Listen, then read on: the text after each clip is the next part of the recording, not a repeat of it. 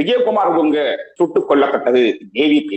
இப்பொழுது ஏவிபி தலைவர் ரோகண விஜயவரா சுட்டுக் கொல்லப்பட்டதற்கு அதை சுட்டவருக்கு எதிராக, அதாவது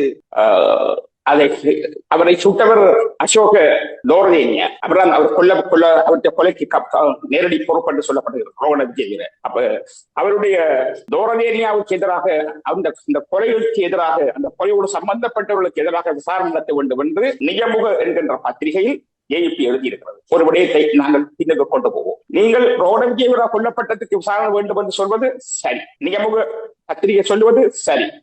அசோக தோரதேனியா அவர்களோடு சம்பந்தப்பட்டவர்கள் அல்லது அந்த அரசாங்கத்துக்கு எதிராக விசாரணை செய்து தீர்ப்பு வழங்கப்பட வேண்டும் என்பது சரி. அப்படி என்றால் விஜயகுமார் துங்கவை கொல்லப்பட்டது என்ன?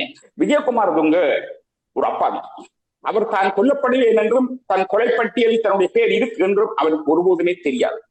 அவர் அப்படி ஊகிக்கக்கூடிய அளவுக்கு நிலைமை இருக்கவும் இல்லை. அவர் மிக சாதாரணமாகவே தன் பாதுகாப்பு பெட்டிய அக்கறையின்றி இருந்திருக்கிறார்.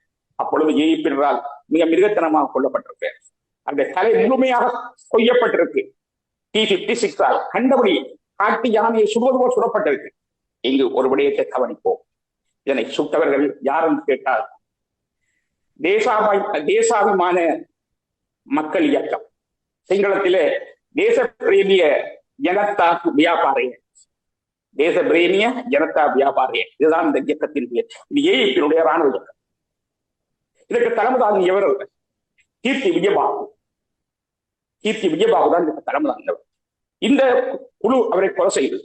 இந்த கொலைக்கு பின்னால் ஒரு பாரதூரமான விடயம் இருக்கிறது. இது விசாரிக்கப்பட்டு இந்த குற்றவாளிகள் தண்டிக்கப்பட வேண்டும்.